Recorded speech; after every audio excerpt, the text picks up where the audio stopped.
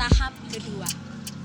Pada hari ini, Kamis 12 Januari 2023, saya melakukan praktek pembelajaran sebagai penilaian uji kinerja mahasiswa PPG tahap 2 di SD Latihan YBBSU Balikpapan. Semoga pelajaran yang saya tampilkan pada saat ini menjadi inovatif bagi kita semua yang melihat video tersebut. Demikianlah yang saya sampaikan pada saat ini.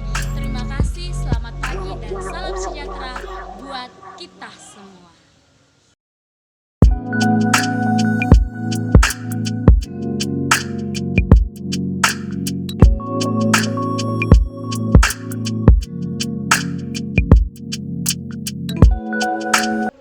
Halo, selamat pagi semuanya. Selamat pagi, Bu. Banget, gak sarapan kah ini? Sudah sarapan semuanya? Ada yang belum, ada yang sudah. Jadi anak-anak setiap pagi itu ketika kita sekolah harus sarapan supaya kita tetap sehat, konsentrasi di dalam belajar. Anak-anak, hari ini kita bersyukur kepada Tuhan. Mengapa? Karena Tuhan itu baik. Dia memberikan kekuatan, kesehatan kepada kita, kemampuan dari orang tua kita yang mengantarkan kita dari rumah ke sekolah untuk belajar bersama-sama teman di sini. Baik, anak-anak, kita akan memulai pelajaran kita pada saat ini. Tapi Ibu mau kita semuanya bangkit berdiri. Kita akan menyanyi Selamat Pagi Bapak, nanti dalam doa dipimpin oleh Bianca. Semuanya berdiri. Ayo. Selamat pagi Bapak, 2, 3. Selamat pagi Bapak, selamat pagi Yesus, selamat pagi Roh Kudus. Terima kasih atas anugerah-Mu. Semalam telah berlalu, ku memuji, ku bersyukur, muliakan nama-Mu. Allah Bapa, Putra, Roh Kudus, terima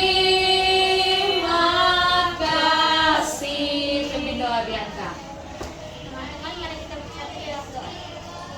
Ya Tuhan, sekarang kami akan memulai pelajaran agama kami. Berkati pelajaran agama kami agar kami bisa melakukan di dalam kehidupan sehari-hari kami. Berkati Bu Martina yang akan mengajar kami agar dapat mengajar dengan baik. Pimpinlah kami selalu dalam Yesus sekali. Amin. Amin. Terima kasih. Silakan duduk kembali.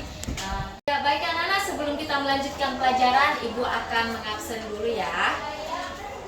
Ade Alodia, Hadir Bu Martina. Bianca, Hadir Bu Martina. Brigita Ines, Bu Martina. Davilin, Febian, Vina, Hadir Bu. Yosi, Hadir Bu Martina. Lionel. Oh, Lionel hari ini nggak masuk ya? Sakit ya? Oke, terima kasih. Baik. Hari ini kita masuk dalam materi pelajaran yang baru, tapi sebelumnya Ibu mengingatkan kembali materi kemarin. Kalian masih ingat materi kita kemarin? Apa? Cerita dan materi apa pelajaran kita kemarin? Tentang hikmat. Apa itu hikmat? Ayo, masih ingat gak hikmat? Hikmat dan pengetahuan. Apa itu hikmat? Kalau dikasih tahu baru buka buku apa ya, padahal baru selesai kita pelajari.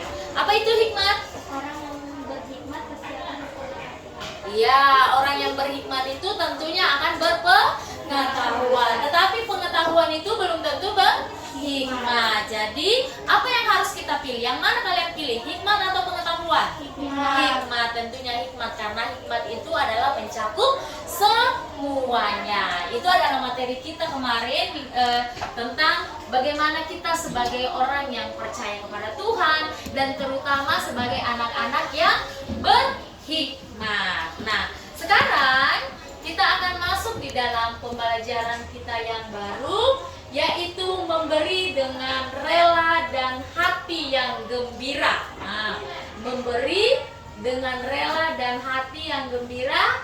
Ini bisa kita baca di dalam kitab 1 Tawarik 29 ayat 1 sampai ya. Nah, apa sih tujuan pembelajaran kita pada saat ini? Dalam tujuan pembelajaran ini kita menjelaskan makna persembahan di dalam ibadah Kristen. Yang kedua adalah dapat menyebutkan jenis-jenis persembahan kepada Tuhan dalam kekristenan. Dan yang ketiga adalah menunjukkan sikap yang memberi dengan rela dan sukacita. Nah, itu adalah materi kita hari ini. Nah, ada pepatah mengatakan bahwa berat sama dipikul, ringan sama dijinjing. Apa arti berat sama dipikul, ringan sama dijinjing? Pekerjaan yang berat terasa ringan jika dikerjakan bersama.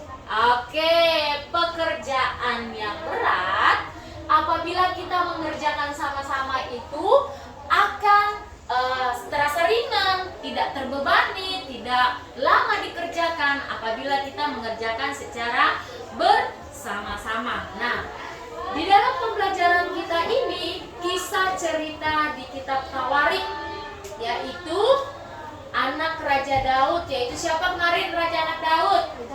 Raja Salomo yang sedang membangun bait Allah di Yerusalem. Apa yang dilakukan dengan mereka ini? Nah, kitab Tawarik ini menggambarkan tentang kerjasama dalam pembuatan bait Allah. Apa itu bait Allah? Apa itu bait Allah? Ini apa ini bait Allah? Bait Allah itu pintar. Jadi bait Allah itu pada saat itu dinamakan sinagoge. Nah, sinagoge itu adalah bait Allah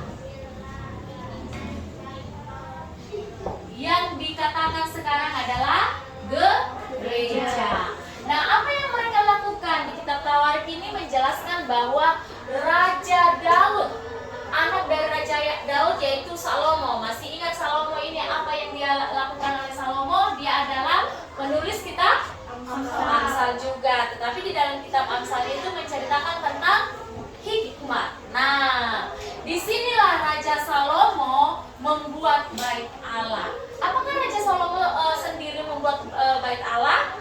Tentunya tidak. Nah, di dalam pembuatan bait Allah ini dia setiap kali diundang untuk memberikan persembahan.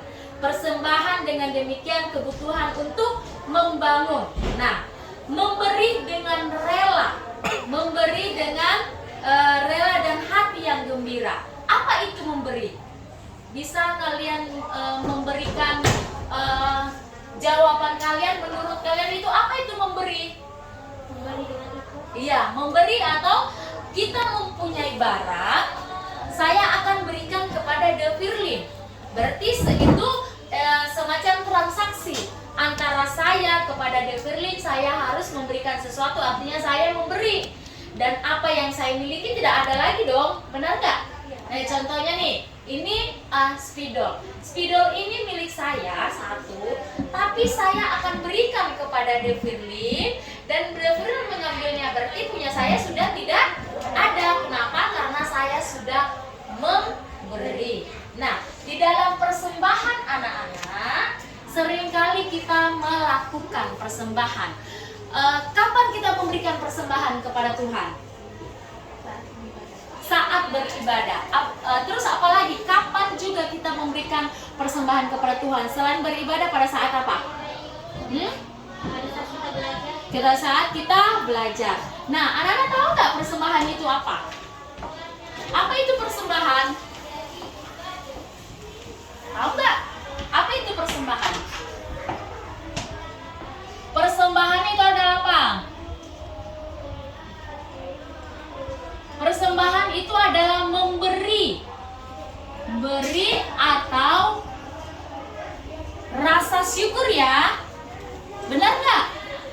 Rasa syukur. Mengapa kita rasa syukur? Dengan memberikan persembahan, yaitu tanda ucapan syukur kita kepada Tuhan. Mengapa kita bersyukur kepada Tuhan? Ayo. Mengapa? Kenapa kita bersyukur kepada Tuhan? Karena sampai sekarang Tuhan Iya. memberikan apa? Hebat, karena sampai sekarang pun Tuhan memberikan kita pertama Pak, kesehatan. Kita bersyukur dengan apa? Dengan persembahan saja. Tapi dengan apa? Bersyukur dengan? Iya, dengan seperti apa? Seperti apa? Kita memberikan persembahan kepada Tuhan.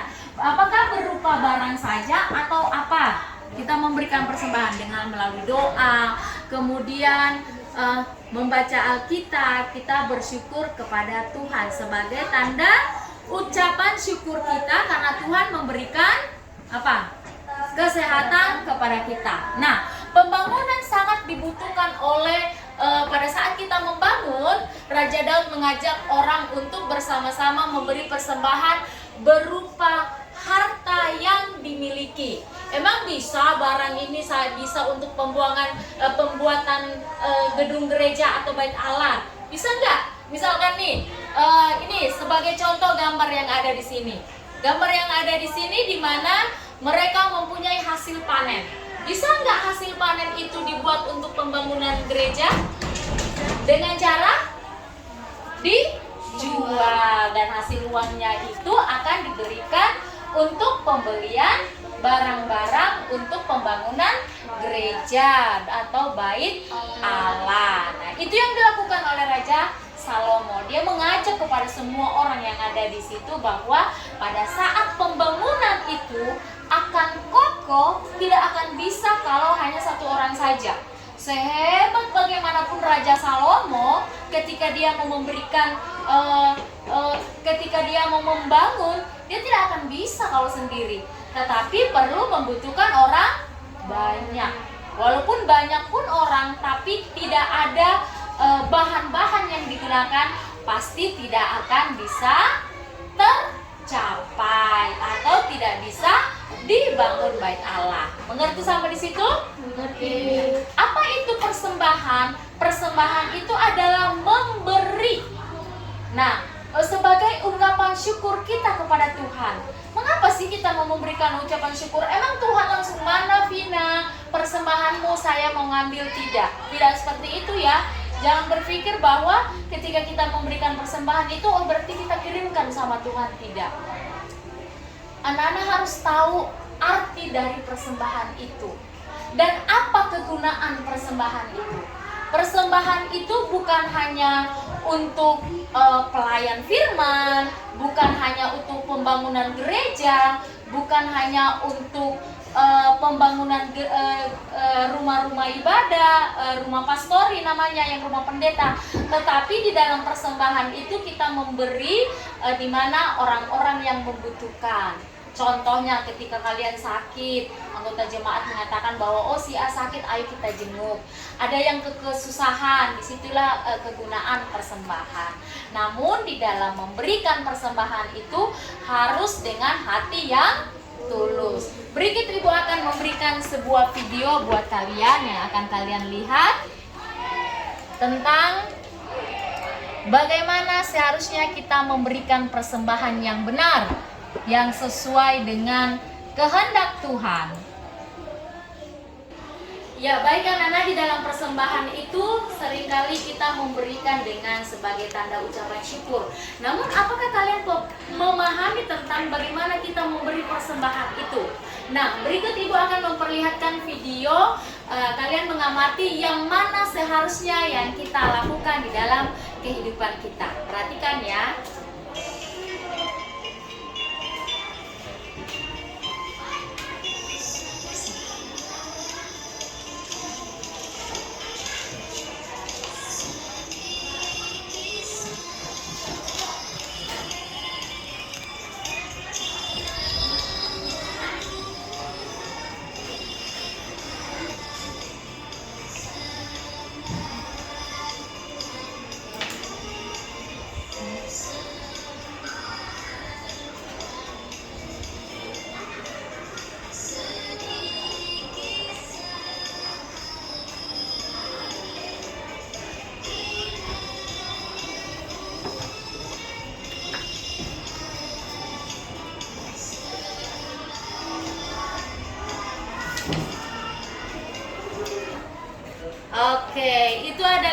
sebuah video singkat yang memperlihatkan ada dua video, yang pertama dan yang kedua. Nah, ya, di dalam video tersebut ada dua yang kalian perhatikan, yang pertama dan yang kedua. Dimana yang pertama itu memberikan persembahan dengan memperlihatkan persembahan uang-uang yang akan dipersembahkan itu, kemudian dia masukkan ke dalam pundi. Dan yang kedua itu adalah dia tidak memperlihatkan kepada orang banyak, dan dia berusaha untuk memasukkan di dalam persembahan tanpa diketahui oleh orang yang ada di sekitar situ di dalam ibadah ya. Nah, pertanyaannya buat kalian semua, yang mana yang harus kalian pilih? Apakah video pertama atau video kedua? Kedua. Mengapa? Ada yang bisa meminjilkan jawaban? Karena video yang pertama itu dia memberikan persembahan hanya untuk melihatkan dirinya saja, tidak mengangkat terus. Terus yang kedua itu? Yang kedua, kalian memilih yang kedua. Mengapa kalian pilih kedua? Nah, si Bianca mengatakan bahwa yang video pertama itu hanya memperlihatkan. Itu artinya mereka sombong. Dia dimana dia mau memperlihatkan persembahan bahwa ini loh sebenarnya persembahan saya begitu banyak saya berikan kepada Tuhan. Sedangkan yang persembahan kedua itu adalah apa? Dia memberikan dengan ikhlas, dengan tulus, tanpa mengetahui. Namun kita tidak tahu apakah besar jumlah persembahan itu atau kecil, kita tidak tahu. Hanya yang tahu adalah dirinya dengan Tuhan. Kalian masih ingat tentang kisah seorang ibu janda yang memberikan hanya 2 peser saja, ingat gak? Kemudian yang diberkati, yang diterima oleh Allah itu adalah apa? Orang yang kaya tadi atau yang ibu janda itu? Ibu janda, karena dia memberikan segalanya buat dirinya. Dia memberikan dengan tulus, dengan ikhlas. Nah, anak-anak, pada zaman dahulu orang memberikan persembahan itu berupa barang, bukan uang ya. Nah, seperti buah-buahan, sayur, binatang-binatang peliharaan seperti ayam atau ikan. Itu yang mereka lakukan pada saat dulu, karena memang uang itu masih sulit. Ketika kita mau memberikan persembahan itu, dia akan memberikan dengan berupa barang, bukan dengan uang. Mengapa? Karena mengikuti dan melihat kondisi yang ada, bahwa uang itu terlalu sulit pada zamannya dulu. Nah, namun dengan seiringnya berkembangnya waktu, kita sering kali memberikan persembahan berupa uang. Namun ada juga yang biasanya itu memberikan persembahan dengan berupa barang, sehingga dilelang. Itu namanya natura. Kalau kita di ibadah-ibadah itu ada keluarga memberikan persembahan dengan misalkan memberikan buah persembahan itu. Nah, itu dilelang. Uangnya itu tidak akan diberikan kepada orang yang memberi buah tadi, itu tidak. Itu namanya memperjualbelikan di dalam gereja, tidak. Tetapi misalkan nih si Alodia membawa hasil tanamannya yaitu buah jeruk. Nah, ini buah pertama ini saya harus persembahkan kepada Tuhan. Dibawalah ke gereja, di gereja itu kita akan lelang, dan misalkan si Vina yang melelangnya memintanya 100.000, barang itu akan diberikan ke Vina, tetapi uang itu tidak diberikan kepada Alodia, tetapi dimasukkan ke dalam persembahan. Entah itu dengan pembangunan gereja, entah itu dengan melakukan kegiatan-kegiatan gereja, itu yang sering dilakukan. Paham ya di situ ya? Ya. Nah, ilustrasi tadi itu yang menggambarkan bahwa kita harus memberi persembahan dengan rela hati, bukan dengan paksa, tetapi memberi dengan sukacita. Rasul Paulus memberikan syarat-syarat yang harus diperhatikan ketika ingin memberikan persembahan kepada Tuhan. Jadi ada syaratnya ya, ketika kita memberikan persembahan menurut Rasul Paulus. Yang pertama itu dengan memberi dengan rela hati. Jangan pada saat saya memberikan persembahan, habis itu saya ngomong sama teman saya, tahu nggak tadi saya memberikan persembahan banyak loh kepada Tuhan. Tidak boleh seperti itu. Dan yang kedua adalah memberi tidak dengan sedih hati atau karena paksaan. Oh, tadi mama menitipkan uang dari rumah untuk ke gereja. Febian, ini persembahan berikan untuk persembahan nanti ya. Iya ma, tapi saya mau jajan. Nah, saya mau jajan. Ah, mama nggak tahu, ya udahlah. Uang ini saya pakai buat jajan separuh, yang separuhnya untuk memberikan persembahan. Tapi tadinya mama memberikan untuk persembahan. Itu tidak boleh. Jadi memberikan persembahan itu dengan benar-benar, dengan hati yang bersukacita, hati yang ikhlas, hati yang bersyukur. Mengerti? Ada yang mau ditanyakan? Dalam persembahan? Mengerti di sini ya? Oke.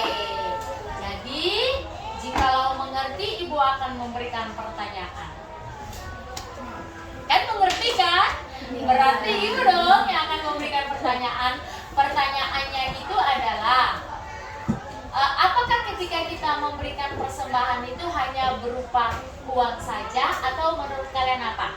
Tidak, apa saja? Bisa makan.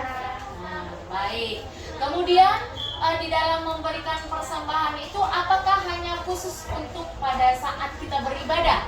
Tidak. Terus memberikan persembahan apa? Iya, bisa juga di dalam persembahan itu ketika kita ada di sekitar kita, ada pada saat kita belajar, ada teman kita yang membutuhkan pertolongan, disitulah kita di dalam pelayanan. Jadi anak-anak jangan berpikir bahwa di dalam melayani itu hanya tugasnya seorang pendeta, seorang majelis, seorang guru di sekolah, bukan. Tetapi kita semua itu adalah pelayan di mana diberikan tugas dan tanggung jawab untuk melayani sesama. Nah, makna persembahan itu adalah tanda pengakuan, tanda syukur, tanda kasih, dan tanda iman kita kepada Tuhan. Kita bersyukur bahwa hari ini kita bisa bertemu karena kasih pada Tuhan. Nah, pertanyaannya, kapan dan di manakah kita memberi persembahan untuk Tuhan? Di mana saja. Apakah hanya di gereja saja kita memberi persembahan? Tidak. Di mana saja pun ya kita memberikan. Apa tujuan kita memberi persembahan kepada Tuhan? Apa tujuannya? Mengapa kita memberikan persembahan kepada Tuhan? Sebagai tanda syukur kita kepada Tuhan. Nah, dari pelajaran kita hari ini, Ibu memberikan kesimpulan bahwa sumber segala sesuatu yang kita miliki ini adalah berasal dari Tuhan. Kemudian Tuhan memberikan kepada kita melalui pekerjaan. Pekerjaan siapa? Orang tua atau orang yang ada di sekitar kita. Berikut, kita harus meneruskan kebaikan dan berkat Tuhan itu kepada kita. Dan kita harus melalui persembahan secara langsung kepada orang yang membutuhkan. Bahwa bukan Tuhan memberikan berkat kepada orang tua kita, bukan hanya untuk diri kita sendiri ya, tetapi untuk orang lain. Sehingga berkat itu, rezeki itu jangan menyombongkan diri. Mamaku kok yang bekerja, papa saya kok yang bekerja untuk saya. Tetapi berkat dan rezeki yang Tuhan berikan itu dititipkan kepada ayah, kepada mama, untuk kalian, dan sisihkan. Yang pertama adalah mengucap syukur kepada Tuhan dan diberikan kepada melalui persembahan. Yang kedua adalah sisihkan kepada orang-orang yang kurang mampu. Oh, ada yang membutuhkan bantuan, sisihkanlah uang itu, berikan kepada mereka. Mengerti ya? Ada yang mau ditanyakan lagi? Oke, paket halaman 52. Bagian C nomor 1, 2, dan 3 dikerjakan. Tidak usah soalnya saja. Kasih petunjuk ya, buku paket halaman latihan soal, buku paket halaman sekian.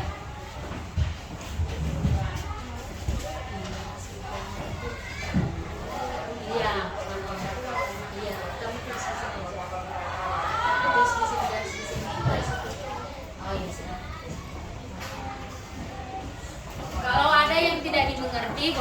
dicatat ya.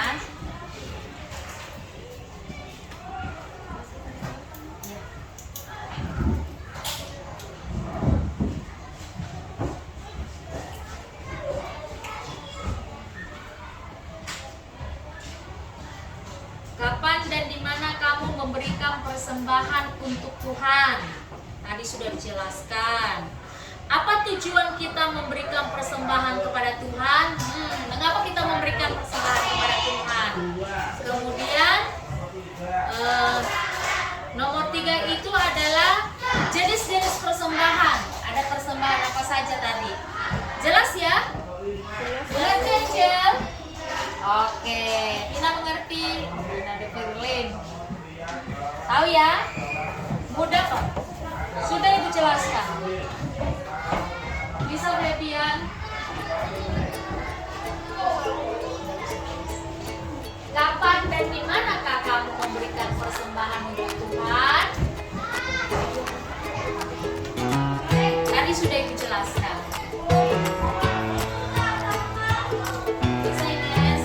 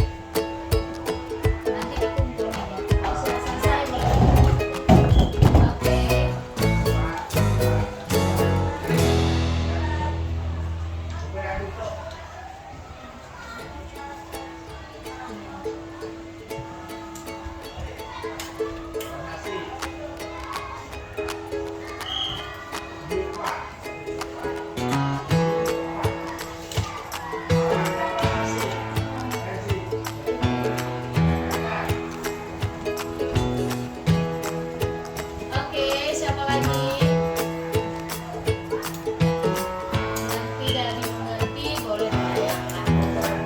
Sudah? Kumpul. Yang sudah selesai boleh dikumpul.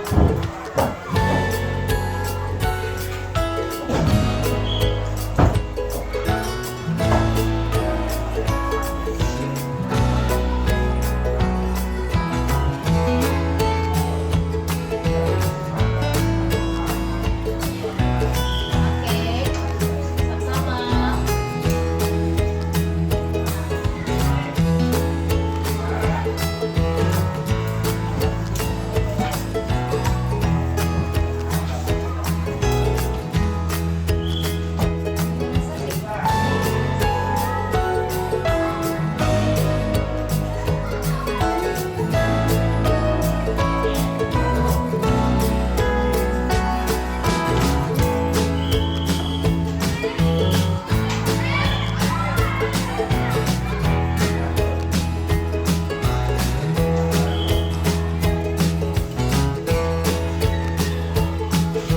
Biar bisa. Berangkat sih. Ya.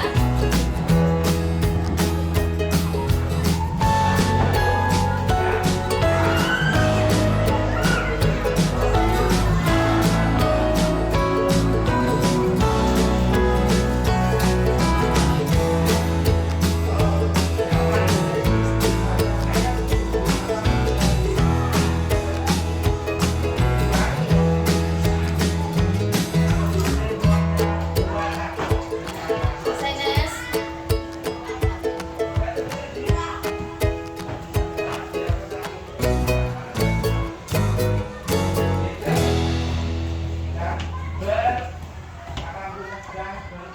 Ya, baik anak-anak, dalam pembelajaran kita ini yaitu memberi dengan rela dan sukacita, kita diingatkan kepada kita semua bahwa memberikan persembahan itu secara rela dan gembira itu berarti kita sedang melimpahkan ucapan syukur kepada Allah adalah sumber segala sesuatu yang kita miliki. Apa yang dimiliki oleh mama, papa, kita sendiri itu adalah milik Tuhan. Itu semuanya adalah titipan dari Tuhan. Untuk itu kita tidak boleh yang namanya menyombongkan diri. Oh, mama saya, papa saya adalah orang yang hebat, kerjanya bagus, sehingga apapun yang saya minta saya miliki. Kita harus sadar loh bahwa itu adalah pemberian daripada Tuhan sendiri. Nah, apa yang harus kita lakukan supaya kita menjadi bertanggung jawab dengan apa yang Tuhan berikan, mengucap syukur dengan apa yang Tuhan berikan, dengan tadi memberikan persembahan, membantu orang-orang yang membutuhkan, selalu mengasihi orang-orang yang ada di sekitar kita. Bahkan yang kita miliki itu bukan hanya milik punyaan kita sendiri, tetapi memberi dengan rela dan bergembira tidak akan pernah kita kekurangan. Jadi setiap kita berbagi itu kita tidak akan pernah berkekurangan, tetapi pasti kita akan berlimpah. Jadi jangan boleh pelit ya, jangan pelit, jangan cuma perhitungan sama temannya. Oh, nanti si Bianca memberikan saya sesuatu, Bianca memberikan sesuatu, habis itu perhitungan sama temannya. Tadi loh saya bantu kamu dan lain sebagainya. Itu namanya tidak ikhlas menolong orang lain. Kemudian pada saat kita memberi persembahan, membantu orang lain, menolong orang lain, tangan kanan memberi, jangan sampai tangan kiri mengetahuinya. Artinya, jangan sekali-kali ketika kamu menolong orang lain, selalu mengasihi orang lain, baru ngomong sama teman yang lain, tadi tahu nggak, tadi saya memberi ini, saya menolong ini dan lain sebagainya. Itu tidak bagus. Artinya itu kita tidak ikhlas. Artinya itu kita itu meminta pujian dari orang lain tersebut. Jadi itu tidak boleh kita lakukan. Dan ingat apa yang dikatakan oleh Rasul Paulus kepada kita semua, bahwa memberi dengan rela dan sukacita akan membawa berkat. Mengerti semua? Mengerti. Nah, jadi apa kesimpulan bagi kalian? Siapa yang bisa memberikan kesimpulan bagi kalian? Oke, silakan. Coba rambutnya, Nak. Apa kesimpulan menurut kalian? Jadi segala sesuatu yang kita miliki di dunia ini berasal dari Tuhan. Tuhan memberikannya kepada kita melalui pekerjaan orang tua atau pemberian orang lain kepada kita. Karena itu, kita juga pantas untuk meneruskan kebaikan dan berkat Tuhan itu kepada orang lain melalui persembahan yang kita berikan di gereja atau langsung kepada orang yang membutuhkan, dengan berupa uang atau benda-benda yang dibutuhkan oleh orang tersebut. Oke, terima kasih Bianca, bahwa anak-anak harus ingat bahwa Tuhan sudah lebih dahulu memberikan kepada kita. Tuhan loh yang sudah menyiapkan kepada kita, dan kita harus memberi kepada Tuhan sebagai wujud terima kasih kita kepadanya. Berilah dengan hati yang rela dan sukacita, dan Allah akan selalu mengasihi kita semua. Mengerti? Mengerti. Iya, terima kasih buat hari ini. Kita akan menutup pembelajaran kita, anak-anak. Tapi sebelumnya kita mau berdoa. Lipat tangan, tutup mata, Ibu Martina yang akan pimpin doa. Kita berdoa. Terpuji namamu Tuhan, terima kasih sangat luar biasa kasih-Mu di mana mengajarkan kami untuk selalu memberikan persembahan dengan hati yang sukacita dan tulus. Pada saat ini ya Tuhan, kami sudah belajar sekitar bagaimana cara memberikan persembahan dengan baik. Berkati dan lindungi setiap pembelajaran yang kami terima ya Tuhan, dan kami bisa mempraktekkan di dalam kehidupan kami. Ini doa kami Tuhan, dengarkanlah setiap doa kami. Yang kami bawa hanyalah dalam nama Tuhan Yesus, adalah Tuhan dan Juru Selamat kami yang hidup. Haleluya. Amin. Oke anak-anak, hari ini pembelajaran kita sudah selesai.